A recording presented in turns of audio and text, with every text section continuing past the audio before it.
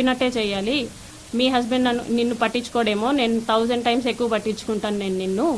So నేను చెప్పినట్టే చెయ్యి, ఇది ఎవరికి లీక్ చేయొద్దు అని చెప్పేసి ఆ టోన్లో నాతో మాట్లాడారు.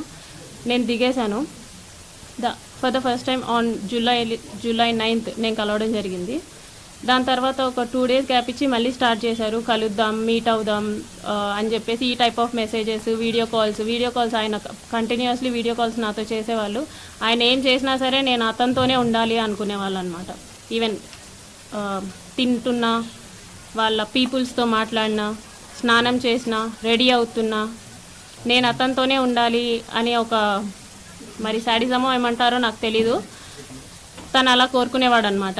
ఏమన్నా అంటే నీకు ఒక బాబు ఉన్నాడు, నువ్వు అది గుర్తుపెట్టుకో, నువ్వు అది మర్చిపోతున్నావు, నీకు ఒక బాబు ఉన్నాడు, నువ్వు మాత్రమే ఉన్నావు, అది మాత్రం గుర్తుపెట్టుకో అనేసి అనేవాడు. నిజమే, నాకు పేరెంట్స్ లేరు, నాకు మమ్మీ డాడీ ఇద్దరు లేరు.